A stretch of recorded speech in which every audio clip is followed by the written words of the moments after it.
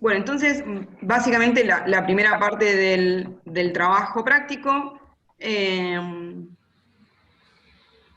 la idea era que realicemos un redocking y por otro lado una validación de la función de score mediante el análisis de una curva ROC con los resultados que nosotros le subimos en el Excel. Bueno, yo acá hice un par de screenshots de algunos de los puntos como para ir mostrándolo. Esto es el primer paso en el que preparamos en el que comenzamos a preparar tanto el ligando como el receptor, el complejo para realizar el docking. El primer punto, bueno, era abrir el complejo este, ¿sí? Es el que está ahí en pantalla, es el complejo este. Y lo que hacíamos era agregar cargas e hidrógenos a esta estructura. Y para ello utilizábamos la herramienta DocPrep que viene dentro del paquete de Quimera. Cuando ustedes van a la parte de Tool, Structural Editing y DocPrep, les salta la primera ventana emergente, es esta, ¿sí? Y lo remarqué, ¿no? Que tienen que deseleccionar la opción que dice Delete Solvent y la que dice Write Mol to File. Una vez que le van a dar, que le dan OK, saltan varias opciones que son para agregar hidrógenos. La de agregar hidrógenos, luego aparece la de carga de DocPrep, y una vez que aparece la de carga de DocPrep, le vuelve a aparecer cómo va a asignar la carga. En este caso teníamos dos formas de asignación de carga, la de AM1-BCC y la de Gasteigger. En este caso elegíamos la de Gasteigger, porque no sé si alguno eligió la M1, yo cuando la eligen por lo general tarda más en generar las cargas y bastante más, y a veces te quedas esperando. Entonces elegimos Gasteigger y ahí cuando ya terminaba, digamos, la parte de preparación del ligando y del receptor del complejo, lo que nos pedía era que separemos el ligando del receptor y que lo guardemos en archivos separados para poder realizar el redocking. Una consulta. Sí, Que llegar un mensaje en Chimera cuando estuviera listo. A mí no me llegó nada. Antes de guardar por separado, sí, decía, después de hacer todo eso, te tenía que llegar un mensaje en Chimera. ok. Y nunca te llegó. No, no sé qué me tenía que llegar, pero no me llegó nada. No, es en esta parte de abajo, a ver si puedo poner el puntero, denme un segundo. Bien. Aquí en esta parte le saltan los mensajes de running y lo que, o sea, el programa le comenta lo que está ejecutando. Y una vez que termina, le dice que, o sea, ahí le avisa que está terminado. Ah, ok, ok. Sí, siempre en la barra inferior, ¿sí? Nos va a estar comunicando el programa lo que está haciendo, ¿sí? A eso nos referíamos con que Quimera envía un mensaje. Y no sé si de vuelta, Melanie, seleccionaste Gasteigger o AM1 en este caso, ¿sí? Porque lo que contaba hace un rato es que si seleccionan AM1 probablemente tarde bastante más y no lleguen a ver el mensaje de finalización. No, no, seleccioné la que decía el TP. Ok, Igualmente esperé un ratito por las dudas, no sé. está bien. Cuando ahí le das OK y empieza a calcular las cargas, empiezan a aparecer un montón de ventanas emergentes y te das cuenta que terminó cuando dejan de salir las ventanas emergentes y abajo dice que finalizó el proceso. Ah, ok. Gracias. De nada. Además, por lo general, cuando está corriendo Quimera, el complejo se queda quieto, digamos. Si vos lo quisieras mover, no lo podés mover. Y Claro, cuando termina ya como que recupera la libertad de movimiento. sí. Bueno, entonces a esta altura ya teníamos preparado el complejo, agregando los hidrógenos y las cargas. Lo que el trabajo práctico nos pedía era que separemos el receptor del ligando. Para eso lo que hacían era, bueno, ir a la opción select residuos, y seleccionaban el eje de A4, que en este caso era el ligando, que está ahí remarcado en rojo y seleccionado. Y una vez que lo tenían marcado, lo que tienen que hacer es ir a la opción de Actions y escribir PDB. Una vez que ustedes hacían todo eso y querían guardar el PDB, escribir el PDB, les saltaba esta ventanita emergente que está aquí, y lo que tenían que remarcar era que guarde solamente los átomos seleccionados y el nombre y la carpeta en la que van a guardar. Yo en este caso la guardé en una carpetita que la tengo ahí de docking y le puse el nombre de ligando, para reconocer después que ese es el ligando que lo separé de la estructura. Entonces, bueno, este es el ligando. Cuando lo separé, guardé la carpetita como PDB, lo abrí y este es el ligando solo, que es en este caso es el tindrol. Después, lo mismo para el receptor, ¿sí? Lo guardan, como yo en este caso lo guardé como receptor, para tenerlo más claro al momento de buscar los archivos para hacer el docking. Y de vuelta está la imagen del receptor. Antes de continuar, Chaco, sí. una aclaración nada más. Volví al ligando, por favor. Este es un punto clave de todas las estrategias que estamos utilizando basadas en la estructura, en relación a que, si ustedes observan, estamos viendo una estructura tridimensional del ligando, ¿sí? ¿A qué me refiero con esto? Ya a partir de la semana que viene no, pero la otra, cuando Alan comience a hablarles de los métodos basados en el ligando, van a ver que hay muchas metodologías que son aplicables a ligandos independientes de la conformación. Nosotros en todas las metodologías basadas en la estructura siempre vamos a necesitar un conformero de mínima energía del ligando, ¿sí? Entonces, previamente, esto es porque ya está cristalizado, pero imaginemos que nosotros tenemos que hacer un docking desde cero de un conjunto de ligandos, ¿sí? Tenemos una serie de compuestos que nosotros, por ejemplo, dibujamos o descargamos el SMILE. Previo a realizar un docking, deberíamos hacer un análisis conformacional de esas estructuras y quedarnos con el conformero de menor energía de cada ligando, ¿sí? Entonces, aclarado esto, cierro paréntesis y te dejo continuar. Pero, gracias por la aclaración, es verdad, me la salté. Entonces tenemos el complejo. Entonces acá pasábamos ya a la parte que específicamente de setear todos los parámetros para comenzar a hacer el docking. En la guía de trabajos, si ven, lo que tenían que hacer era cerrar la sesión, podrían cerrar todo Quimera de cero y volver a abrir, o ir a File, Close Session, y una vez que estaban ahí tenían que abrir los dos archivos que crearon, del receptor y del ligando. Una vez que lo tienen abiertos a esos dos archivos, lo que tenían que hacer era ir a la sección de Tools, Surface Binding Analysis, y a la parte de Autodoc-Vina. Una vez que llegaban hasta ahí, les salía esta ventana emergente.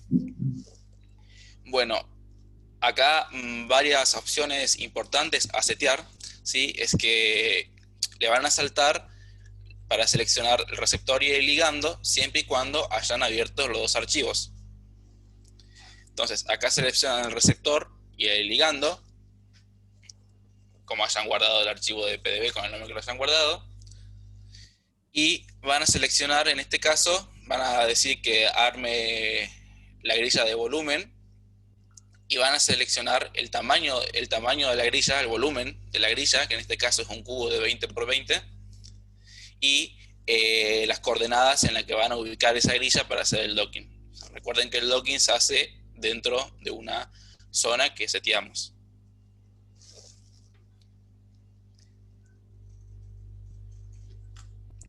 Entonces, acá en las opciones avanzadas, el número de modelos de binding ponemos en 10, que son las distintas conformaciones que puede tomar el ligando. En 8, la exhaustividad de la búsqueda conformacional. Y en 3, la máxima diferencia de energía que puede existir entre las mejores conformaciones de los complejos. Y acá tienen que seleccionar el archivo ejecutable de Vina, ese que mostramos en el tutorial que está subido del Moodle, acá es el momento donde tienen que seleccionar donde ustedes tienen guardado el archivo ejecutable de Vina. Una vez que tienen todo ejecutado, en este caso nosotros ya nos fijamos, pero si ustedes lo tienen que hacer de vuelta, se fijan de que el cubo en el que van a hacer el docking esté en la zona del sitio activo, en la zona donde está cristalizada el ligando, y le dan OK. Una vez que le dan OK, esto tarda más o menos dependiendo de los cálculos que tengan que hacer y de la computadora que tengan, pero acá hice un recuadrito abajo de que mientras está corriendo el programa nos muestra running en la línea inferior. ¿Vamos bien hasta acá?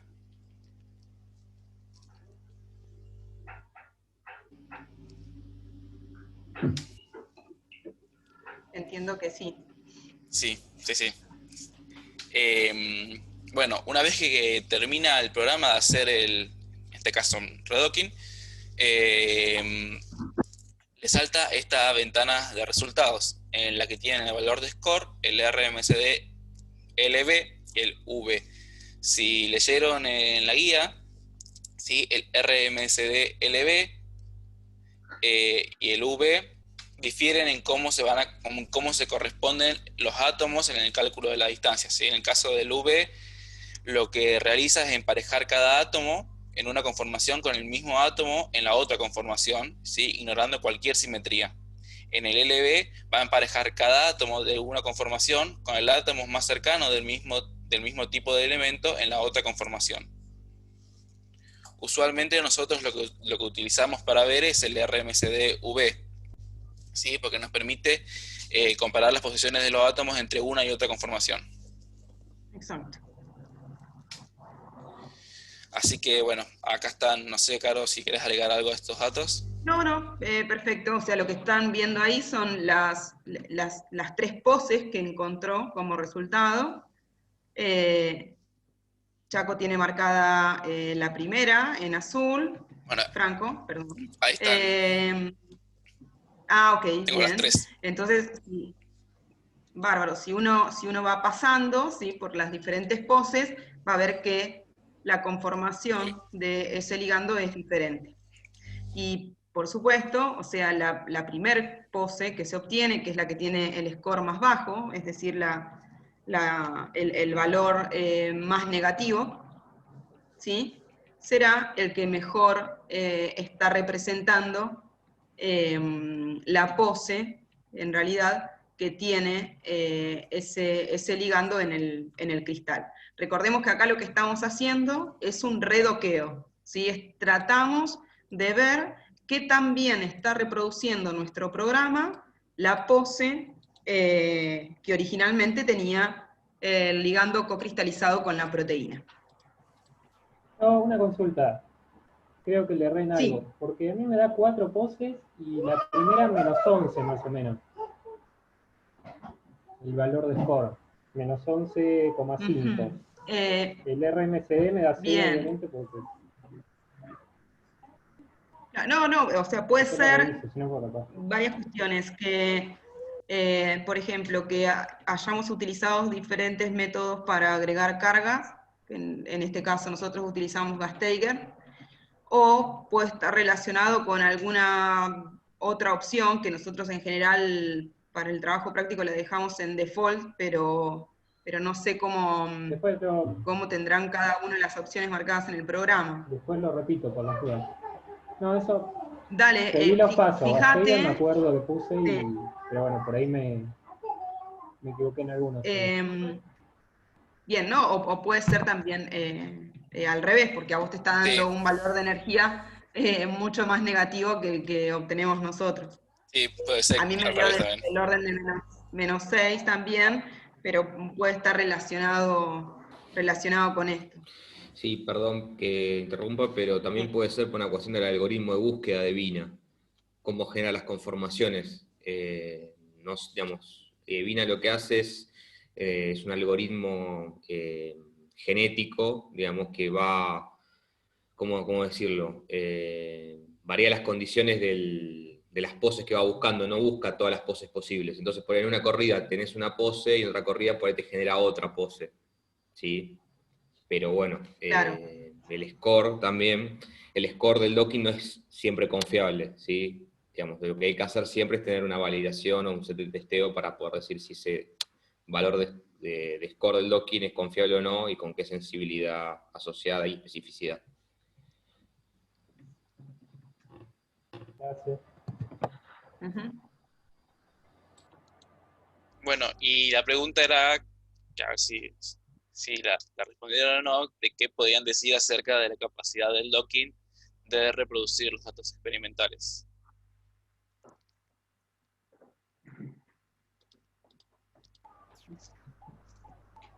Ahí, si la desviación cuadrática media es 0, es que es exacto, digamos.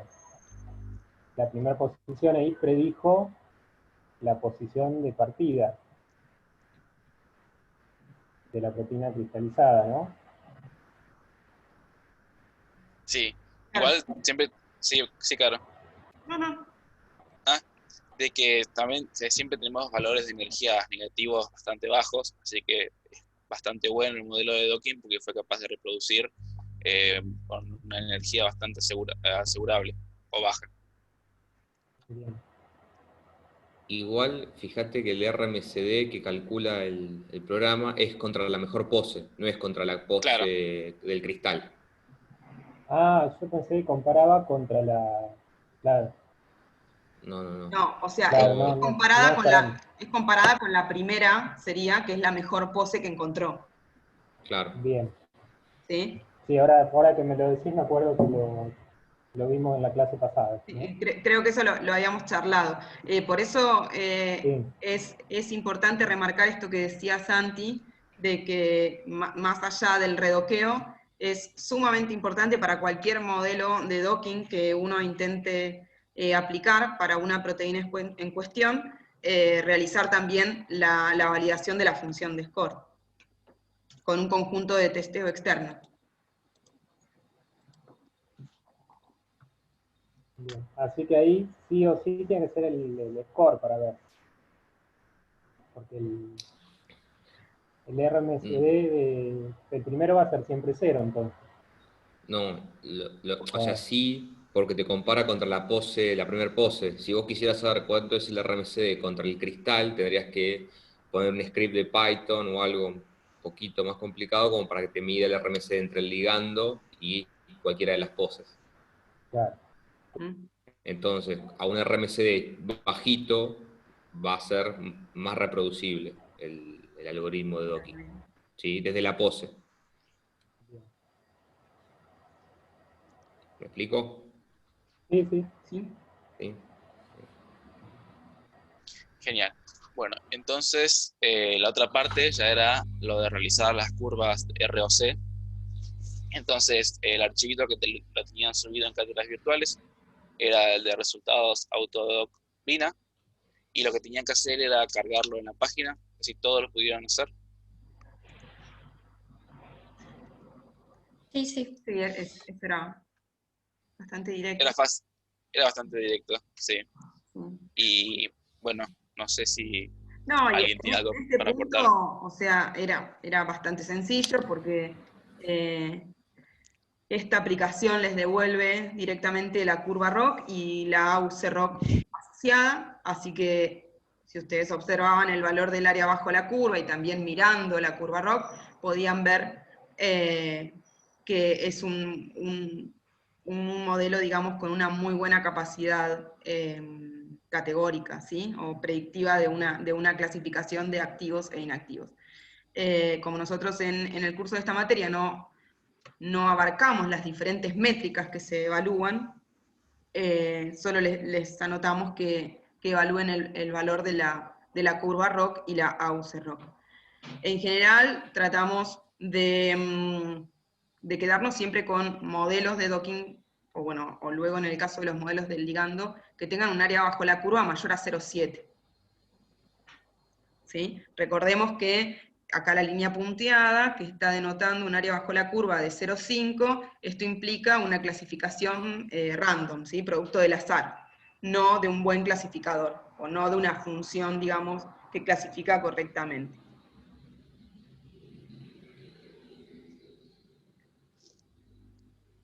Bien, ¿dudas hasta acá? Entonces, como resumen de este trabajo práctico, básicamente lo que hicimos fue validar un modelo de docking, ¿sí? Mediante el redocking y luego una evaluación de la función de score con un conjunto de testeo. En este punto me gustaría aclarar que en el caso de la metodología de docking o acoplamiento molecular, no trabajamos con conjuntos de entrenamiento, a diferencia de los modelos basados en el ligando. Ustedes cuando luego estudien metodologías que se basan exclusivamente en la estructura de los ligandos, van a tener un conjunto de entrenamiento o training set con el cual van a entrenar un algoritmo y un conjunto de testeo o conjunto externo, que es con los datos con los que van a validar. En el caso de docking, solo tenemos un conjunto de testeo. Entonces, una vez que uno realiza estas dos validaciones, recién allí, si los resultados son favorables, como los podemos observar en este caso, podría realizar, por ejemplo, un screening virtual de una biblioteca de pequeñas moléculas. Y realizar con este modelo de docking un doqueo de cada uno de los compuestos de una base de datos. Que obviamente que por razones de tiempo y de costo computacional, nosotros no lo podemos hacer en el marco del trabajo práctico, pero básicamente sería como repetir esa operación, la segunda parte de la operación de redocking, y doquear todos los compuestos de una base de datos con nuestro blanco molecular de interés. Una pregunta. Sí. Sí. ¿Siempre se usan las dos validaciones o con una sola no alcanza?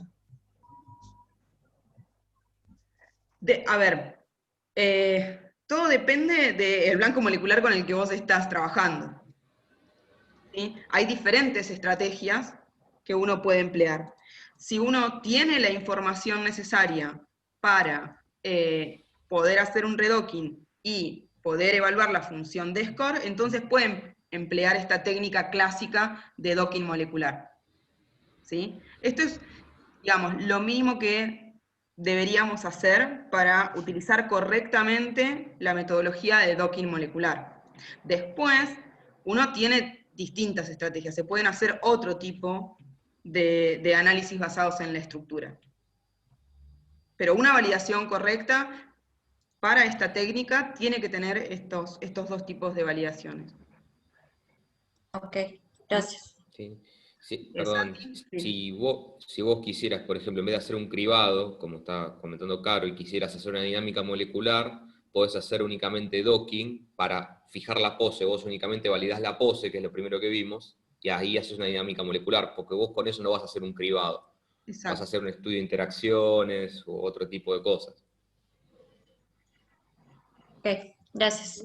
O sea, todo depende de cuál es la finalidad de la aplicación del docking, básicamente. Claro.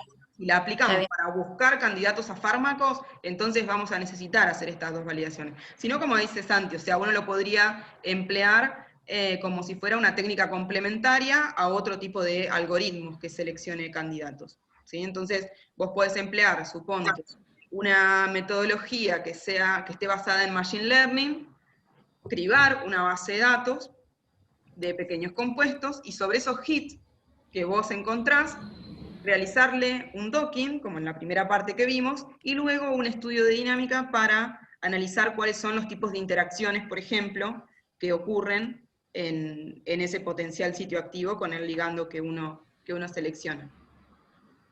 Bien, gracias. Bueno. Bien. Ahí voy, Sí. Ahí sigo. Entonces, la otra parte que teníamos era la de realizar un docking, pero esta vez no con el naltrexone, sino con naloxona. sí, que es un antagonista clásico de este receptor. Para esto, el tutorial le pedía que vayan a PubChem, que busquen al compuesto naloxona en inglés, y lo descarguen. Ahí lo remarqué en rojo y está el puntero arriba justo. En Download, que lo descarguen con Formero 3D y lo descarguen en formato SDF. Entonces, una vez que tienen descargado el complejo de Naxolón, tienen que abrirlo con Quimera, guardarlo en PDB, en formato PDB, porque acá se lo descargan en formato SDF, lo guardan en formato PDB, y luego lo que tienen que hacer es cerrar la sesión y abrir el receptor, y en este caso no van a abrir el ligando que guardaron ahí, sino el Naxolón, ¿sí? Receptor y Naxolón. Van a hacer los mismos pasos otra vez que hicieron para hacer el redocking. Van a setear los mismos parámetros para hacer este nuevo docking, y esta es la ventana de resultados que al menos a mí me devolvió y que devuelve, que podemos ver las energías. ¿Te puedo hacer ¿sí? una consulta? Yo cuando hice esta parte, bueno, primero viste que la bajaste en SDF el formato, vos tenés que abrirlo con el Quimera y guardarlo, o sea, write PDB y generarte el PDB de la zona, ¿no? Cuando yo abro el ligando y abro el receptor, primero me aparece, primero no me abría la naloxona por nada del mundo. Entonces, o sea, no me abría el PDB. Entonces lo abrí a la naloxona en SDF y me quedó completamente alejado del receptor. Sí, con PDB. Yo lo hice con PDB y con PDVSA, eso no es el problema, porque después el algoritmo de docking, lo único que tenés que hacer es setearle quién es el ligando, ¿sí?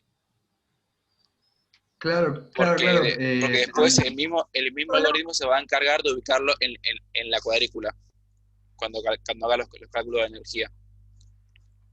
O sea, porque en realidad básicamente lo que yo tengo que... Ah, claro, está bien, una vez que vos hacés le seteás cuál es... ¿Ves? Mira. Exacto. Esos son los resultados, y el mismo algoritmo de DocVina se encarga de setear ese receptor dentro del cubículo, la cuadrícula, que seteaste para hacer el docking. Claro, porque, o sea, experimentalmente los pasos a hacer es lo mismo. Lo único por ahí que no sé si le pasó a alguien más, que cuando yo abría, o sea, cuando me bajaba en SDF la naloxona, lo abría con Quimera y después lo guardaba como un PDB y ponía naloxona en PDB, o bueno, lo grabé con distintos nombres para ver si era ese problema también. Y cuando lo quería abrir, no me lo abría. No, como que Quimera no me abría el PDB que había generado yo. ¿Y probaste, por ejemplo, estando en el digamos, en el escritorio de trabajo, alejarte con el mouse? Porque a veces, digamos, lo pegó, pero te lo pegó allá en el infinito, digamos, y solo... Sí, porque a veces pasa, te parece que no lo trae, que no lo levanta el programa, pero en realidad no está en el sector donde está la proteína, pero está. Y esto que decía Franco Claro, es en realidad lo que solo me el pasó algoritmo lo va a llevar es que hasta no la me abría la página. No me abría la página directamente, esta página donde está todo al fondo negro, digamos. Sí, no sé, medio raro. Lo que sí me pasaba es que después cuando abría el SDF, me abría las dos, me abría la proteína y me abría la naloxona, y sí, bien separadas, por eso ahí bueno, nada, después capaz que igual en una de esas capaz tendría que haber hecho eso de generar de vuelta los parámetros de docking. ¿Hiciste el docking? Yo la verdad es que nunca intenté hacer el docking con un SDF, no sé si te permite. En realidad, claro, o sea, como no sabía si se podía hacer así, directamente lo dejé así, o bueno, voy a preguntar en la clase, lo hice el miércoles, digo, pregunto en la clase y me saco la duda. O sea, que es normal, digamos, que cuando levantes el ligando pueda aparecer bastante alejado de la proteína y después cuando vos haces el docking directamente te lo doquea y así y te va a aparecer como está ahora en pantalla. Sí. Ok, bueno, yo voy a intentar hacerlo de vuelta y cualquier Dale, cosa sí, les consulto. si no cualquier cosa sí nos preguntan. Dale, bueno, gracias. Perdón, no sé si entendí bien, pero puede llegar a ser uno de esos problemas que se genera por tener espacios o caracteres especiales en el camino del archivo. Yo creería que no. O sea, habría que ver bien el caso específico de por qué no se escribió bien el PDB, que probablemente no lo haya podido abrir porque el PDB no se escribió bien. Que habría que ver eso, pero en sí es un caso específico que no te puede abrir bien o sea, que no te deja abrir el PDB. Digamos, si fuera un problema de caracteres especiales en el pad, en el camino, ni siquiera te podrías haber hecho el redocking. Claro.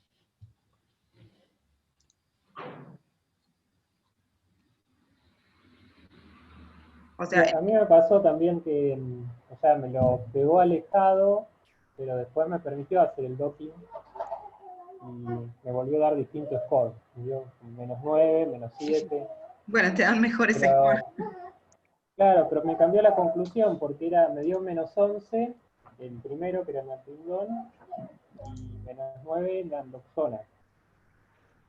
O sea, tenía menos score, valor más negativo el primero que naloxona. Te dio un valor más negativo el natrindol. Natrindol me dio -11,5 y naloxona me dio -9. Y sí, Bueno, es como es, ¿o no? Claro, pues yo digo, si es más potente, o sea, es más potente natrindol, que tenía KI de 0,3, ¿no? Exacto, sí, tiene una KI de 0,3 nanomolar. bueno, pero Y de ese nuevo, tenía perdón. Sí, no, perdón. Y el tema es que acá está el punto para discutir el alcance del docking, ¿sí?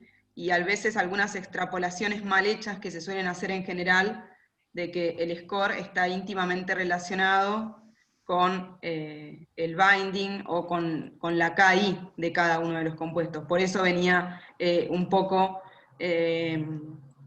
digamos, esta discusión de si realmente uno puede asociar un resultado de un docking molecular en base al análisis de un valor de score, ¿sí?, con la potencialidad de unión o inhibición de un candidato.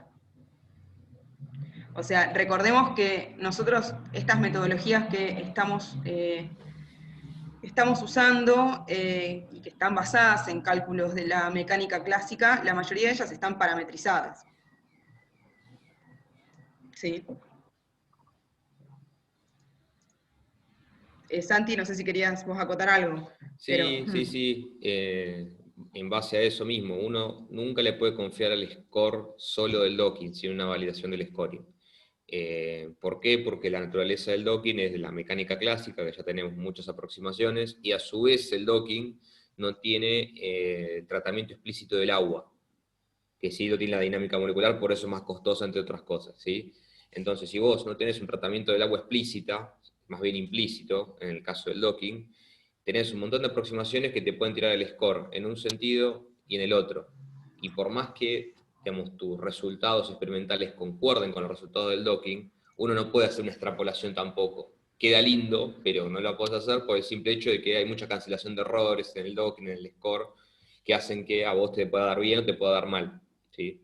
Por eso hay que saber distinguir las técnicas para qué sirven cada cosa. Si vos querés escribir muchos compuestos, esta técnica está buena, ¿sí? Pero si ya querés hacer un análisis más fino sobre un compuesto 2, nada, no te va a servir.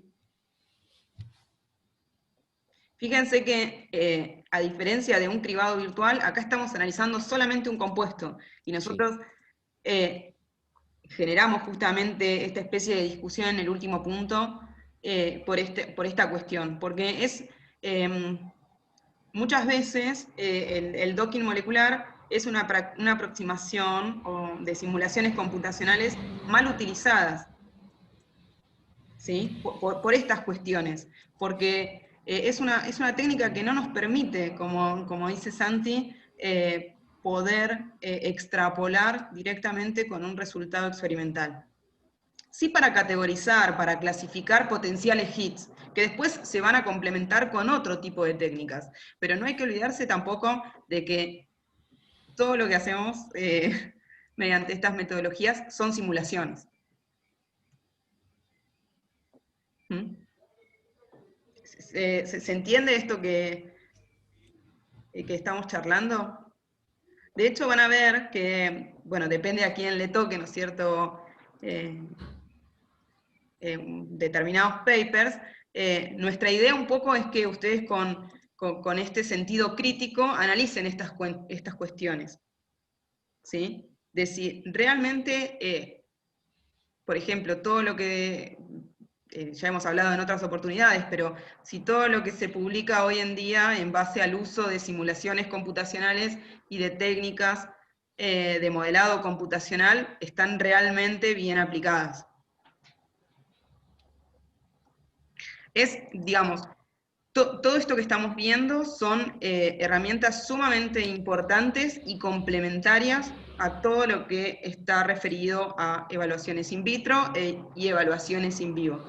Pero hay que dejar muy, muy en claro que no dejan de ser simulaciones computacionales, justamente.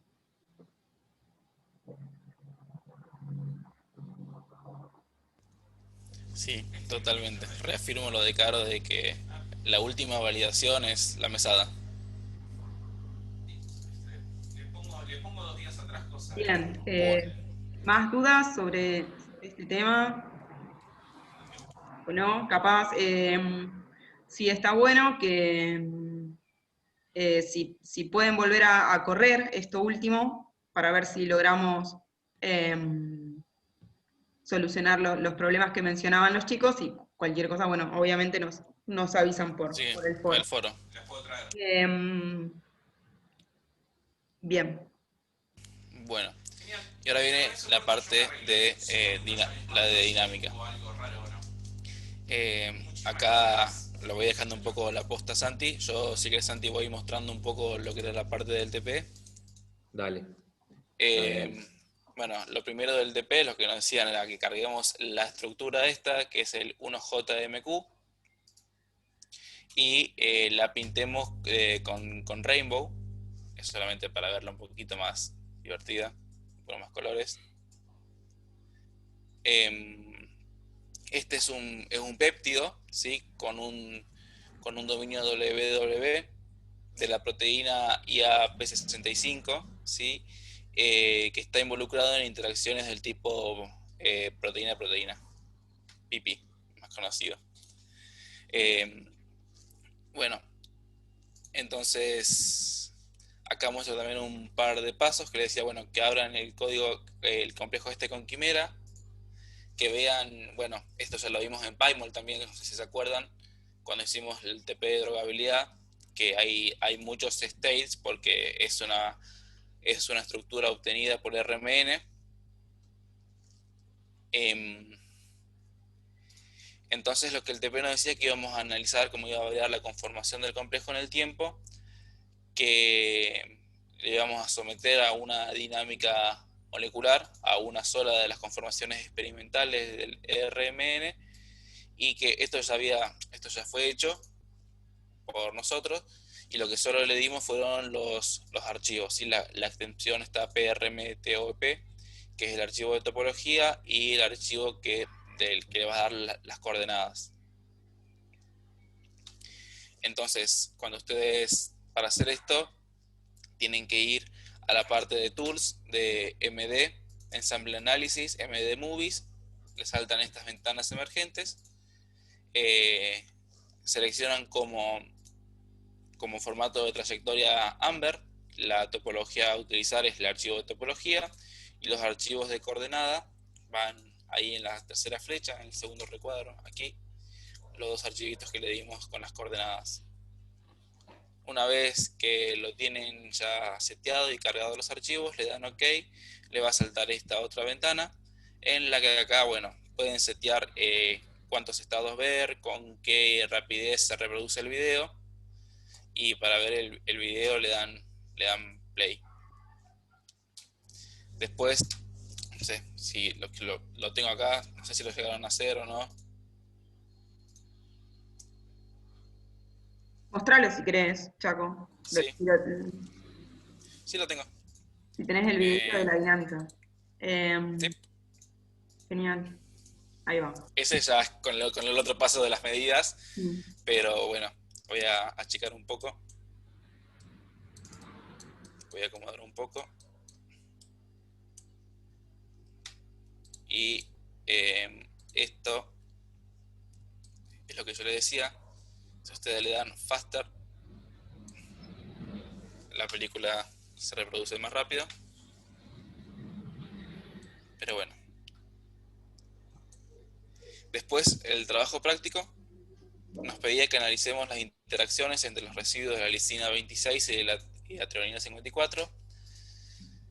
Para ello lo hacemos como hicimos en el primer TP, seleccionando los átomos. ¿Sí? Vamos a Actions, Atom, o sea, ponemos seleccionar 26, pueden poner seleccionar 2.26,54, ya para que le marques los dos, o pueden hacerlo de a uno, como estará en el TP. Luego van a Actions, Atom Bonds Show, y una vez que los tienen a los dos, que pueden ver los residuos de los dos aminoácidos, van a la parte de Tools, de análisis de estructura y distancias, y ahí van a tener que seleccionar los dos átomos que forman el puente de hidrógeno, ¿sí? Seleccionando al primer átomo con Control y clic, y el otro átomo Control Shift clic. Y una vez que los tienen ahí, le dan en la opción que tienen un cuadradito cuando les salta una ventana emergente que dice Create, que es esta. Create, y ustedes, una vez que tienen los átomos seleccionados, le dan Create y le va mostrando aquí, en este recuadro, cómo va variando la distancia a medida que van pasando las conformaciones de la dinámica.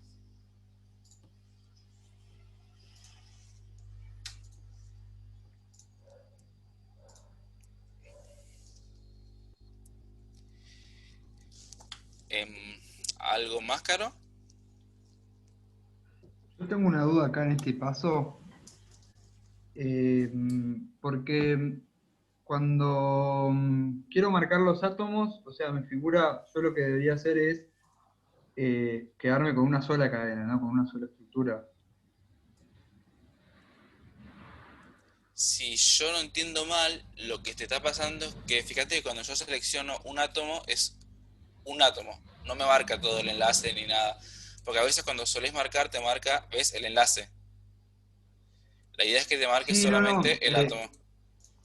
En realidad no pude encontrar cuáles eran los átomos que me formaban puente de hidrógeno.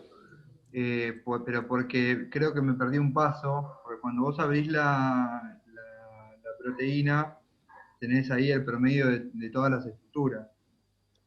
Por eso cuando vos los coloreás con Rainbow, te aparecen todas las estructuras como al principio, como mostraste recién al principio. Como esto. Así, claro. Y ¿cómo me quedo con una sola estructura acá en Quimera? En este caso, lo que haces, una vez que ya... este paso era únicamente para que observen cuál es el complejo que vamos, o cuál es la proteína, cuál es la estructura que vamos a utilizar para la dinámica. Era nada más que eso. Sí. Por eso solamente les decíamos que hagan el fetch de esta estructura. Después, para poder realizar la dinámica, lo que el TP decía es que cierren la sesión y abran esos dos archivos, esos tres archivos que le habíamos pasado. Ah, claro, Sí, yo o nunca sea, cerré la sesión. Fíjate que acá, en el este tema es que paso, nosotros- tengo un fondo azul, que es porque tengo la sesión cerrada, que es como arranca Claro. Quimera. Está bien, Porque, claro. digamos, nosotros corrimos ya las dinámicas, como no se pueden correr, digamos, en las compus de ustedes, o no sabemos la capacidad de cómputo, directamente les dimos los dos resultados de la dinámica. Por eso están viendo solo una. Claro, está bien. ¿Sí? Está bien, porque yo en realidad, o sea, nunca cerré la sesión y hice Ah, y todo te lo quedaba mismo. todo, claro. Claro. Y entonces Claro. cuando yo quise seleccionar los átomos, no sabía qué átomos seleccionar. Sí, sí, Porque entiendo. tenía todo un Ahora entiendo. quilombo terrible. Claro, Tenía claro. todas las conformaciones de todo el amino, o sea, tenía todos los aminoácidos, todo lo seleccionado, todo perfecto. Pero claro, acá estaban todas las conformaciones.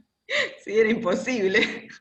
Sí, No, Sí, no, no, además, o sea, dije, no, esto no es por acá ¿Qué nos y mandaron estos este pibes?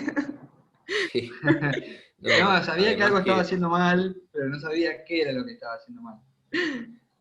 además esto está bueno porque pase, porque uno con ningún programa de dinámica molecular le puede cargar la trayectoria directamente al PDB. El archivo Claro, PDB se tiene que entrar en Amber, en Gromax, en AMD, en el programa que sea, te genera una topología, que sería como un archivo PDB, pero es otra extensión, que él lo lee el motor de dinámica y eso es lo que vos abrís junto con la trayectoria. En este caso sería claro. el archivo PRMTOP, creo que es, no me acuerdo la extensión.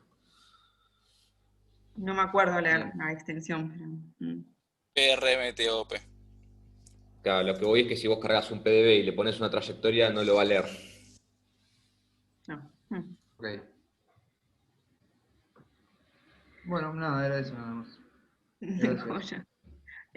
Y acá básicamente era esto, o sea, mirar que a diferencia del docking, digamos, estamos haciendo un estudio a lo largo del tiempo y cómo se mueven esos aminoácidos. Y bueno, y ver cómo marcó ahí Franco que justamente los átomos que él selecciona forman puentes de hidrógeno porque están a distancias relativamente cortas, ¿sí? Generalmente, o sea, no hay, digamos, como un límite establecido, unificado, de cuál es la máxima distancia, pero suele usarse 3 Armstrong, 3,5 Armstrong, para poder generar un puente de hidrógeno. Igual, como este TP era como muy cortito la parte de dinámica, Santi preparó, como él trabaja en dinámica molecular, Sí. preparó un par de slides que están buenas como para ver, digamos, el procedimiento o un análisis, mejor dicho, de resultados de la dinámica molecular. Una consulta, porque me quedó el último punto, que creo que era el número Sí, 7, que Perdón, yo decía lo saqué. descargar un PDF, un Excel, ¿puede ser? Pues no lo sí, sí, pude. sí. Como no me escribieron, yo me olvidé y nos dimos cuenta ayer recién de que me había olvidado de subir el archivo. Eh, Ah, yo pensé que lo tenía que descargar yo. ¿Y cómo no, hago para descargar? no me di Ah, cuenta bueno, mira. y Jonathan al inicio de la clase nos avisó. Ahora si ustedes ingresan a la carpeta, hay un archivito que dice resultados xlsx.txt, pero que lo pueden abrir tranquilamente con Excel o con Ah, cualquier bueno, bloc de notas y ahí tienen el cuadrito de las distancias. bueno, gracias. Bueno, ¿comparto, Caro? ¿Sí? Sí, sí, sí. Sí, bien.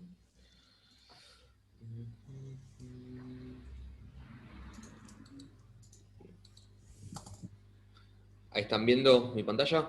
Perfecto. Bueno, les voy a contar un poquito lo que hago yo puntualmente, es trabajar con las FAP, que son proteínas ligadoras de ácidos grasos, ¿sí? Y más puntualmente con dinámica molecular. Bueno, como para contarles un poquito, que son las FAP, son proteínas citosólicas de la célula, que se encarga de transportar ácidos grasos, ¿sí? De distintas longitudes, ¿saben? Entonces, la célula incorpora ácidos grasos y las FBP son las encargadas de llevarla a las distintas organelas para cumplir con las distintas funciones, ya sean de tipo metabólicas o de tipo de señalización, ¿sí? Bueno, yo puntualmente trabajo con parásitos en donde estas proteínas son muy importantes en el metabolismo, porque los parásitos, no son capaces de sintetizar ácidos grasos de novo, entonces los tienen que incorporar del hospedador. Algo interesante es que las estructuras tridimensionales de las FBP parásitos no están resueltas, ¿sí? Entonces hay que modelarlas. Esta estructura tridimensional que yo les pongo acá es una FBP de un parásito relacionado a los que yo trabajo, ¿sí? Que esta es la única que está resuelta. Entonces, en primer lugar, lo que yo tuve que hacer es hacer el modelado por homología, ¿sí? Como lo vimos en el trabajo práctico anterior. Y una vez realizado ese trabajo, ese modelado por homología, uno lo que hace es validar el modelo, como bien explicó Caro, digamos, de buscar los gráficos Ramachandran y todo eso, y también hay que hacer dinámicas moleculares para poder ajustar mejor las cadenas laterales de los modelos, ¿sí? Bueno, acá les voy a mostrar una dinámica molecular a ver si se ve en pantalla completa, de la FEP, una de las FEP sin ligando. Me tengo que esperar un cachito que arranque. Bueno, acá lo que pueden ver es que yo seteé distintas distancias que corresponden con interacciones, interacciones que me dio un software online, y van a poder ver cómo varían estas distancias a lo largo de la dinámica.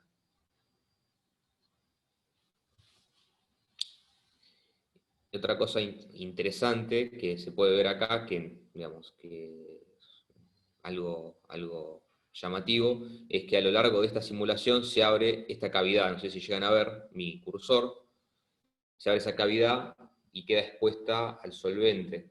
Y hay trabajos experimentales que indican que esta sería una de las cavidades a través de la cual los ligandos pueden unirse a esta proteína. Hay que esperar un poquito para que se haga más evidente. Acá podemos ver también cómo varían las distancias entre estos residuos y eso. Todo esto también está dentro de una caja que tiene moléculas de agua, ¿sí? Y yo obviamente no las puse para que no sea un choclo, pero sepan también que si uno quisiera ver una interacción de algún residuo particular con una molécula de agua, la dinámica molecular lo permite ver también.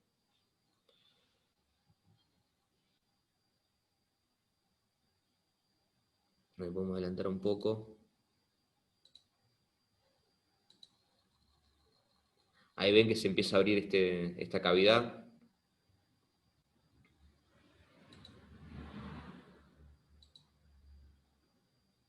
Y uno con este tipo de herramientas puede estudiar este tipo de movimientos que experimentalmente por ahí es medio complicado de ver.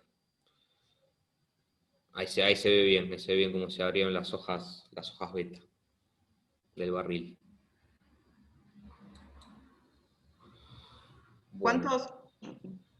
Sí. ¿Cuántos nanosegundos son? La dinámica completa son 100. Yo acá puse 20 nada más. Bien, ese punto es importante, capaz, si querés aclararlo, Sí. porque muchas veces se observa, no sé, que hay gente que publica dinámicas muy, muy cortitas, y la verdad es que uno no llega a ver realmente todos los cambios que ocurren en el tiempo para una proteína determinada en tan poquitos nanosegundos. Acá Santi hizo 100 nanosegundos, que si uno lo piensa en términos de tiempo parece muy, muy poquitito, pero en realidad el costo computacional que tiene eso es muy grande.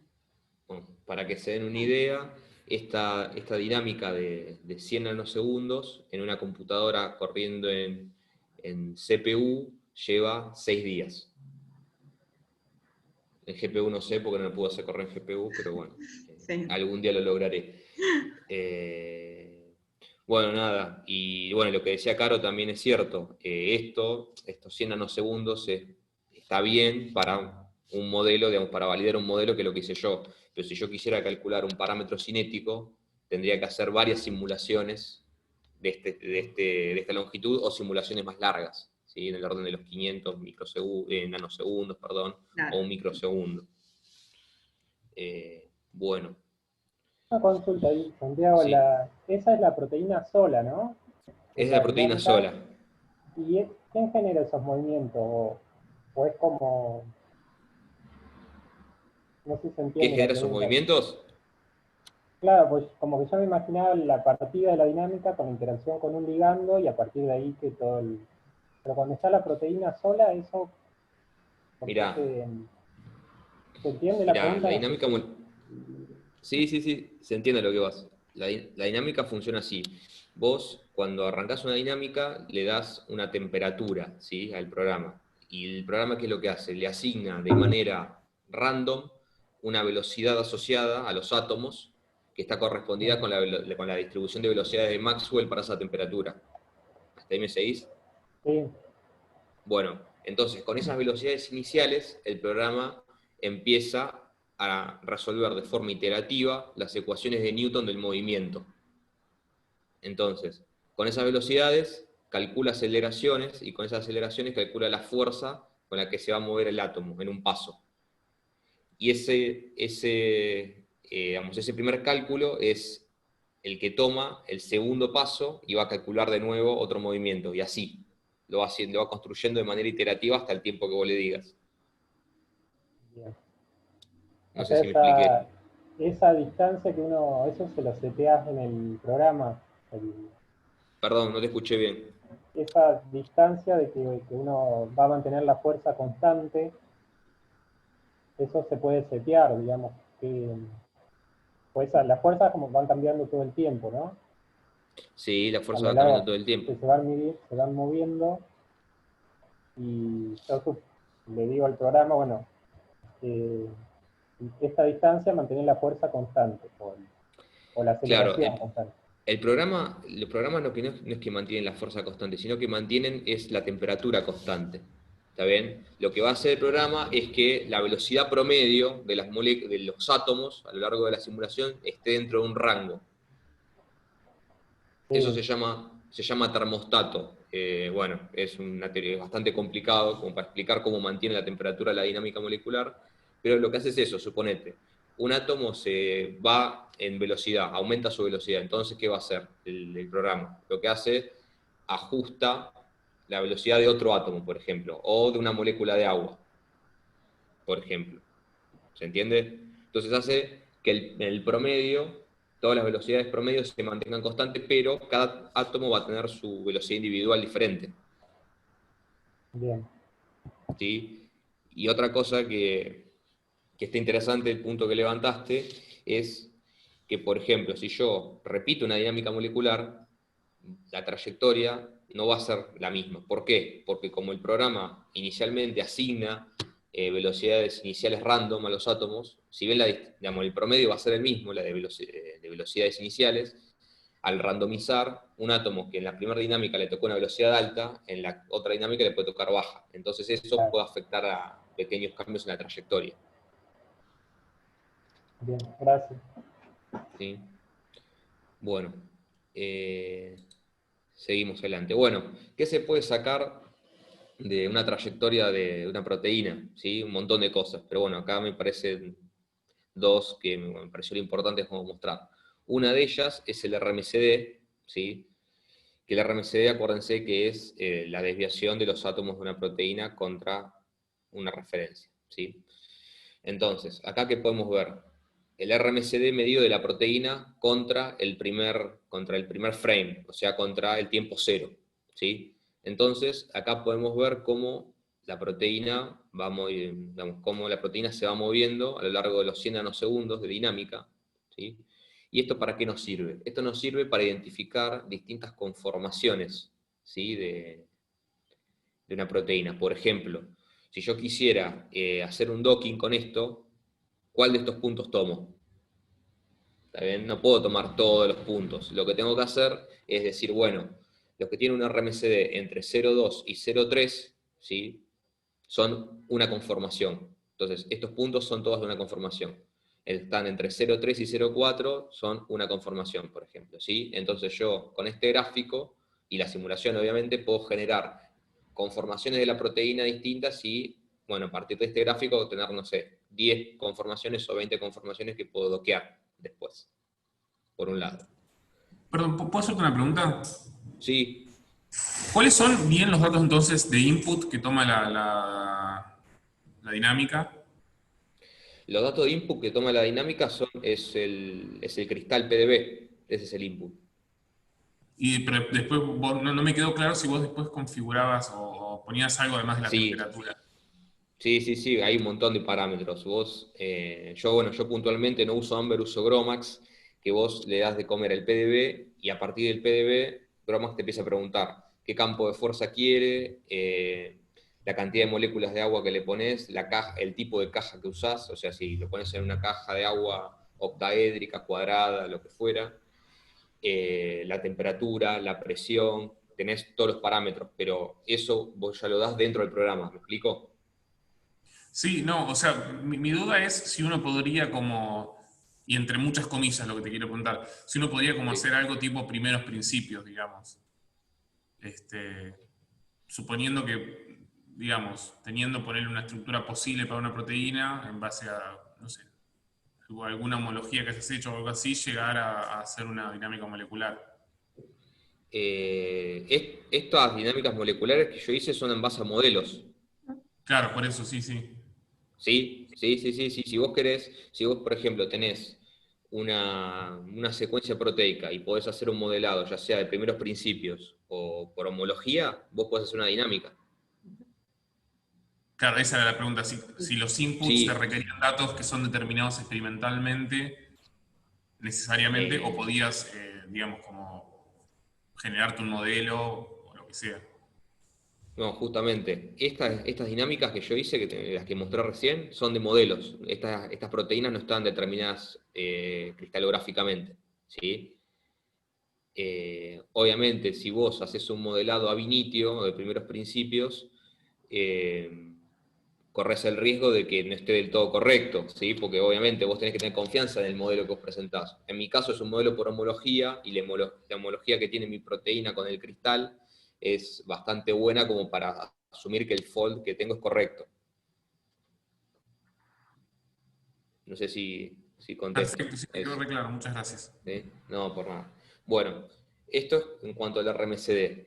Y el gráfico a la derecha es el radio de giro, ¿sí?, de la proteína, que se puede ver que en los primeros 20 nanosegundos, más o menos, es variante, acá está en picosegundo el tiempo, y luego se mantiene relativamente constante. ¿Pero qué es el radio de giro? El radio de giro de una proteína es la distancia promedio de cada átomo, digamos, contra el centro de masa de esa proteína, ¿sí? Entonces, ¿qué información nos da el radio de giro? El radio de giro es muy útil para determinar el plegado proteico, ¿sí? Si yo tengo una proteína que está desnaturalizada, el radio de giro me va a dar cualquier cosa, ¿sí? En cambio, en este caso, como pueden ver, el radio de giro es bastante constante, lo cual me indica que el plegamiento es compacto, ¿está bien?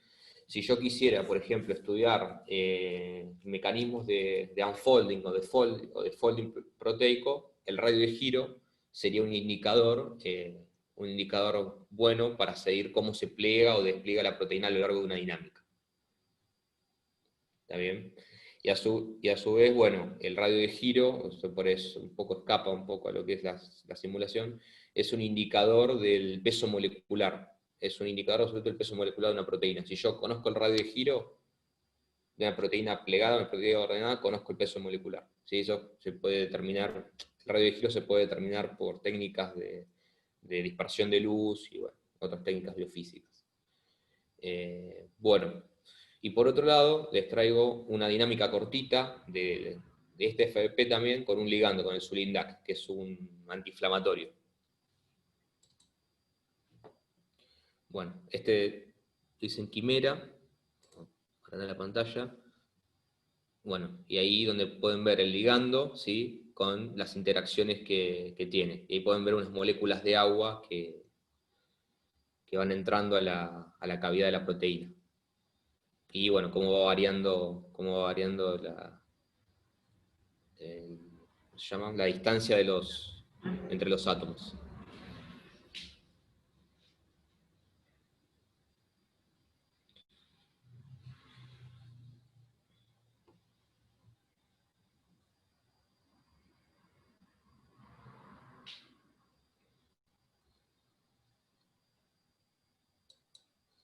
Bueno, esta dinámica es cortita, solo como para que vieran algo de esto. Bueno, acá de nuevo, medí lo mismo, el RMSD de la proteína, ¿está bien? De la forma similar a la que se midió la anterior, y acá medí el RMSD del ligando, ¿sí?, contra sí mismo. Entonces, acá, por ejemplo, podemos ver que en este momento de la dinámica hay un cambio abrupto en el RMCD. Por lo cual, si yo tengo un gráfico a tiempos más largos, ¿sí? Con una dinámica mucho mejor, podría decir, bueno, acá pasó algo, por ejemplo, ¿sí? Hubo un movimiento que no se suele ver. Entonces, uno va a ir al frame este y va a decir qué pasó acá. ¿Sí? Va a ir mirando este tipo de métricas. Entre otras cosas que se pueden ver también.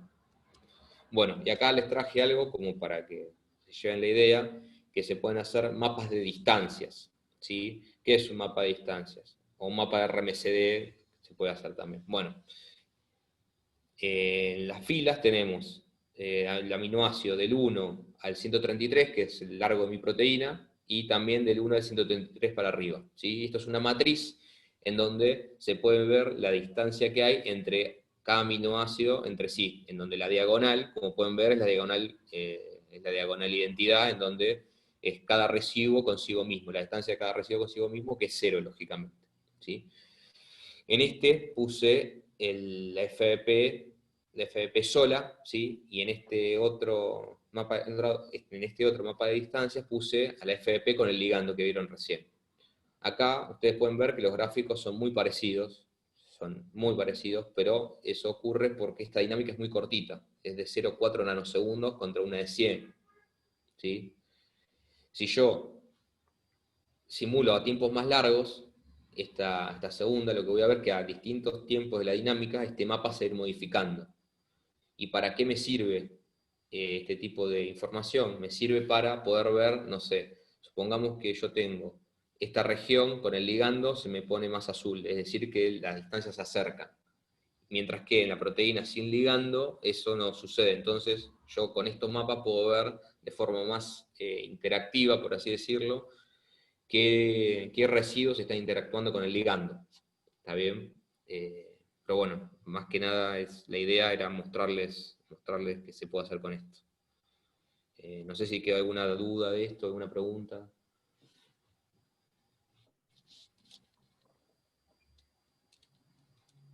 Perfecto, Santi. Bueno, gracias.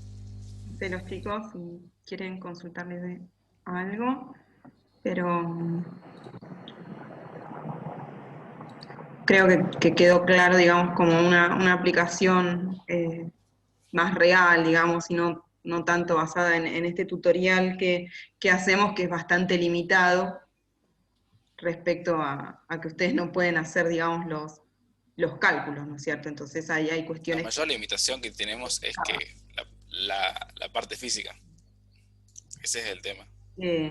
Sí, digamos, deberíamos conectarnos, no sé, al class, sí, es muy complejo para dar acceso remotos a todos, a un GPU o al clúster. Bueno, no sé si tienen alguna duda. Yo tengo una pregunta de docking. Bueno. En realidad, cuando uno hace docking, pasa, digamos, vimos los algoritmos de búsqueda, que había 3 métodos, sistemático, los estocásticos de simulación. En el docking, el programa hace todo eso, ¿no? Por ejemplo, hace un método sistemático y después hace uno de simulación para... O sea, dependiendo yo les contaba en el videíto de que hay un montón de programas para Sí. hacer docking. Algunos pueden utilizar métodos sistemáticos, otros utilizan métodos estocásticos, o tipo de algoritmos genéricos. ¿Alguno o el otro? Ah, está bien. Claro. No, pensé que era como secuencial. Sí. O sea, dependiendo del software sería que uno utiliza, es el método, digamos, de búsqueda conformacional que emplea. Bien. En ¿Y el la caso de diferencia? Autodocument es este que vimos nosotros en la teoría. Bien. Y esto, la diferencia entre el sistemático y el de Monte Carlo. Sí. Era como que los dos buscaban conformaciones al azar del ligando, Sí. pero no entendía la diferencia entre uno y el otro. Es que en el sistemático uno puede decirle, ¿sí?, al programa, anda variando cada tantos grados los ángulos de está función. bien. ¿Sí? A eso me refería. En el de Monte Carlo, si bien es sistemático, después utiliza, digamos, lo que se conoce como el método o el principio de Metrópolis, que en base, digamos, a un análisis de probabilidad, ¿sí?, determina cuál es la conformación que selecciona. Perfecto. Gracias, Jara. No, de nada. Después, si a alguno le interesa, puede buscar, digamos, hay una gran variedad de programas, y bueno, y según, digamos, la necesidad de la simulación que quiere hacer cada uno, es el programa que suele elegir. Por ejemplo, bueno, de hecho recién cuando hablábamos de dinámica, nosotros hicimos una dinámica por Amber en el tutorial, y Santi mostró una dinámica que hizo por Gromax, ¿sí?, que es otro programa y que trabaja distinto. ¿Mm? Bien, si no tenemos más dudas, yo les voy a compartir ahora esto último, como para... A ver, ay, acá. Como para que entre todos tratemos de discutir, digamos, un caso práctico de docking. Supongamos que nosotros estamos en esta situación, que estamos trabajando en un blanco determinado de Trypanosoma cruzi, que es el parásito, digamos, causante de la enfermedad de Chagas, y nosotros lo que queremos hacer es seleccionar cuál es la proteína con la que vamos a trabajar para un potencial docking molecular, ¿sí? Entonces, para eso, como lo que proponemos hacer es buscar potenciales inhibidores de esta enzima glucosa 6-fosfato deshidrogenasa, vamos a PDB y recopilamos, por ejemplo, encontramos que está cristalizada la proteína, y encontramos un conjunto de estructuras de PDB que nos resultan interesantes. Entonces, fíjense que en esta tablita yo les puse, bueno, el código de PDB, cuál es el método experimental, en este ejemplo son todas obtenidas por rayos X, la resolución de esos cristales, cuál es el organismo al que corresponde esa proteína, en qué sistema se expresa, si tiene un ligando cocristalizado o no, y si presenta mutaciones. Y la idea entonces es que ustedes un poco nos digan a ver qué piensan, cuál de estas estructuras elegirían para realizar un potencial, por ejemplo, cribado virtual, utilizando como estrategia el docking molecular. ¿Qué analizarían acá en este caso? Yo me fijaría que el organismo sea Trypanosoma cruzi. Bien. Ahí me quedarían 2. Ahí te quedan 2, bien. Y de esos 2, yo elegiría el segundo porque no tiene mutaciones y el otro sí, y además las tiene en el sitio activo. Bien, o sea, es un análisis correcto, ¿sí? Más allá de que en esta última estructura de PDB vemos que presenta una mejor resolución, ¿sí?, de todas, que a su vez, bueno, se corresponde, digamos, al organismo, y que también tiene un ligando cocristalizado, lo cual nos es súper interesante para validar mediante redocking, presenta 2 mutaciones que encima están en el sitio activo. Entonces esto nos va a complicar muchísimo el análisis posterior. Entonces, elegiríamos esta estructura, ¿sí?, la segunda, la 6D23, dado que, aunque tiene una resolución un poquito más alta, presenta un ligando cocristalizado, se corresponde a la misma especie, y no presenta mutaciones en el sitio activo. Este tipo de análisis uno lo debería hacer en todos los casos en que obtiene diferentes estructuras que hayan sido elucidadas experimentalmente.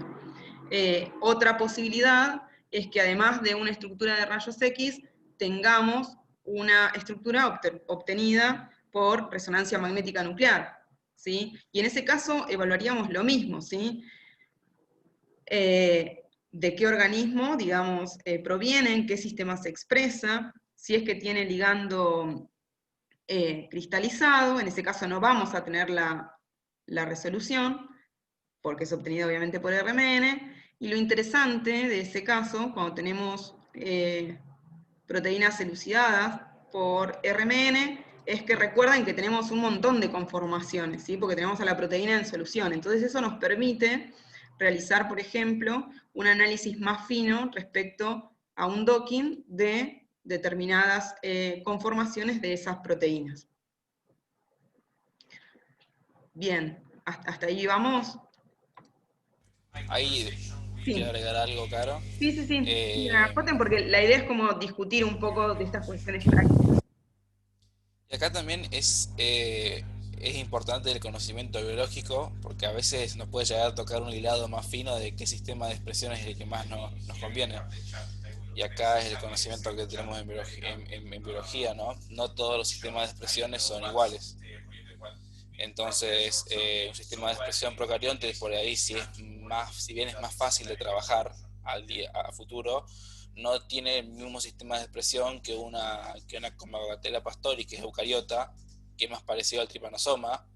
Entonces, esos hilados por ahí también, digamos, desde el conocimiento biológico que tenemos, son importantes al momento de decidir. Sí, perfecto. No, la verdad se me pasó eso porque descartábamos esta última estructura por la mutación en el sitio activo, pero es súper importante esto que dice Frank. Y, a ver, tenía ese no, porque ya se lo vi, acá. Supongamos que nosotros, bueno, seleccionamos nuestra proteína, hacemos un redocking de esa proteína, o sea, validamos nuestro algoritmo de búsqueda, y por otro lado lo que hacemos es una validación de nuestra función de score y obtenemos un área bajo la curva de 0,89, ¿sí? Es decir, nuestro modelo es correcto, ¿sí? Está bien validado y tiene la capacidad de discriminar. Entonces, algo así tenían en las preguntitas estas de autoevaluación. Ustedes emplean ese modelo sobre una base de datos de pequeñas moléculas y realizan un cribado virtual mediante docking molecular y obtienen estos 10 complejos, ¿sí? Con su valor de score asociados. Entonces, la pregunta sería cuál o cuáles de todos estos complejos que ustedes obtienen como resultado del docking molecular seleccionarían para evaluarlos de manera experimental si nuestro valor de corte seleccionado es de menos 10. Recordemos que en esta metodología, cuanto más negativo es el valor, ¿sí? Mejor es la predicción, digamos, de este delta G de binding. Sería el 1, el 2, el 8 y el 9. Bien, todos los que son más negativos que menos 10, ¿sí? Esto lo ven todos, las chicas, bueno, las que me tuvieron en medicinal, saben que es más o menos la idea de cómo tratamos de analizar estos trabajos. Entonces, esos 4 compuestos que mencionábamos, el 1, el 2, el 8 y el 9, serían nuestros candidatos para ser evaluados experimentalmente. Ahora, si nosotros quisiéramos, por ejemplo, complementar este estudio de simulación computacional por docking con un estudio de las diferentes interacciones que ocurren de estos ligandos en cada uno de los complejos, en ese punto lo que podríamos hacer es, por ejemplo, una dinámica, ¿sí? Que un poco, bueno, está relacionado con esta preguntita C que está acá. Bueno, nada, esto era como para ver una parte más más aplicada o bien práctica, digamos, de cómo deberíamos analizar este tipo de resultados. No sé si tienen alguna duda, y si pudieron hacer algunas de las preguntas de autoevaluación de Moodle, de la cátedra virtual. Ahí les devuelve, les puse directamente para que cada cuestionario les devuelva, automáticamente las respuestas, así les sirve, digamos, como una especie de pequeño repaso para todas estas dos metodologías. Ahí de esos compuestos, Caro, no podríamos decir entonces cuál va a ser más activo o menos activo de los seleccionados. No, porque lo que estamos analizando es el mismo caso que contábamos al inicio. Claro. O sea, estamos utilizando el docking para aplicarlo a modo de categorizar, ¿sí?, candidatos o de clasificar. ¿Sí? Nosotros podemos decir, bueno, a partir de tal valor de score, estos hits que selecciono mediante la técnica, ¿sí?, son potenciales activos. Son categorizados por mi técnica como activos. No estamos hablando de una predicción cuantitativa de la energía de unión. Claro. Bien. ¿Sí? Por todo esto que venimos hablando de la gran cantidad de aproximaciones que estamos haciendo utilizando la mecánica clásica. Gracias. Bien, ¿alguna otra duda?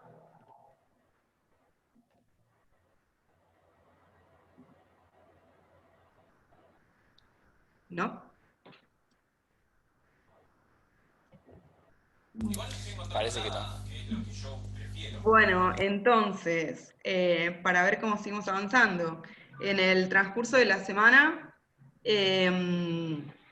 ya voy a subir en la pestañita esa que dice Papers, los trabajitos, y a ver cómo podemos hacer. Quizás el viernes que viene, antes de que Alan inicie la charla, podemos hacer como un sorteo en vivo, para que no piensen de que asignamos un trabajo en especial para cada uno. O sea, yo les voy a poner números a todos los papers, y después en vivo hacemos un sorteíto.